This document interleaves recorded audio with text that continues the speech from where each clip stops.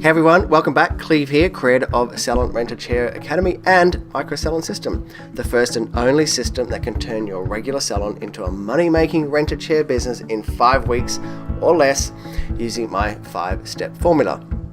Now, before we get started, I want to first congratulate you on making your decision to embark on this new way of doing business and a new way of life. Now, I say this because the shift from employer to landlord significantly changed my life, and I truly believe we can do the same for you. So, welcome. I also want to preface this entire program with if at any step along the way you need some support, or even just some simple encouragement to sort of keep going, simply click on the support button and we'll take care of it. We're only a click away for you guys. So let's kick this thing off. Now, in this lesson, I'll empower you with the pre-game knowledge and guide you through the action steps necessary for the successful application of your new micro salon or rent-a-chair business model. We'll cover topics like what is a micro salon, how it works, and how to get the best from this program. So let's get started. So what is a micro salon? I'm asked that question quite often. Well, simply put, a micro salon is a term I coined to personify two kind of primary shifts in the way that we do business. The first aspect of this shift is from macro salon, where you're an entrepreneur. You're the employer of many stylists and encounter a ton of variables and vulnerabilities, to that of a micro salon, which is sort of more of a micropreneur, whereby you sort of shift is from having a much larger or all-encompassing view on doing business. It's kind of compressed down to a much smaller organic view. Now, in essence, you switch out the macro view for being an entrepreneur to the micro view for being a micropreneur. That's probably easier to understand that way. So you may ask, what is a micropreneur? Well, a micropreneur is a person who creates a sustainable business whereby the growth of the business isn't directly kind of related to their personal growth. For example, this new formula would be self-improvement equals personal growth equals business growth. Now, this is a far cry from the traditional mindset of the entrepreneur, where the formula goes more like this: business growth plus financial growth plus self-improvement may equal personal growth. Now, think about that. You might have to replay it and listen to it again, but it's important. Now, I made the shift from the traditional salon business model and being an entrepreneur over 12 years ago, downsizing from 18 staff to just me, a newbie micropreneur. Now, being a micropreneur still requires the same entrepreneurial skills as you're still taking risks after all. However, you've opted to maintain a smaller business that involves less management of people, less daily issues, less drama, in exchange for the sort of diligence of being a landlord. So basically less paying out and more collecting rent checks. Now, the most notable shift is that you become more of a caretaker of the environment, right? Rather than both the caretaker of people and the environment. So that's one of the shifts. This newfound freedom allows you to focus on making sure those that rent from you really kind of have a good time and that you have everything that they need. So you kind of really come a bit more from a sort of caring position, and you want to make sure that they're enjoying their space and their time from you. And B, you're offering their clients a truly remarkable experience. There's no better way to a rent-a-chair stylist heart, and that is to really super take care of their clients for them. Now, the flip side of this also enables you to focus on your own clients. That is, if you're a stylist yourself. So here's what you'll experience. You'll experience a healthier, more balanced lifestyle. That I promise you.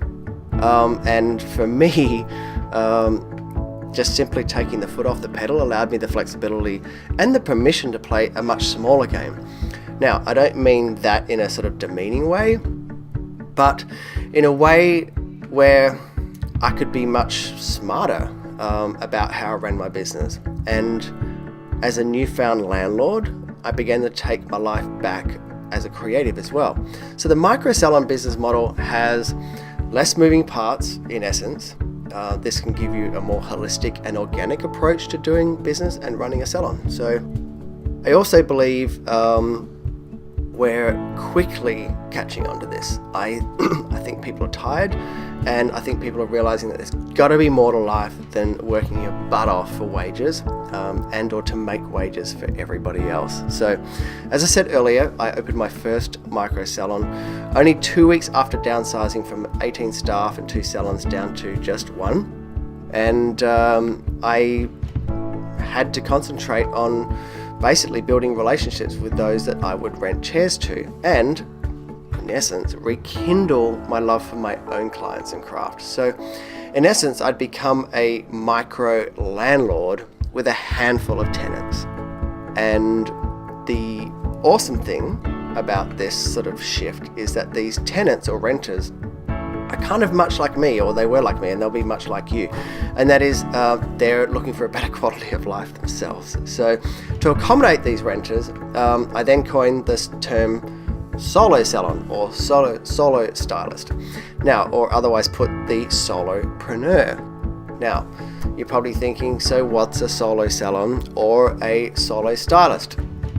As said, they're your renters. They're the handful of stylists that choose to do much of the same that you're choosing to do.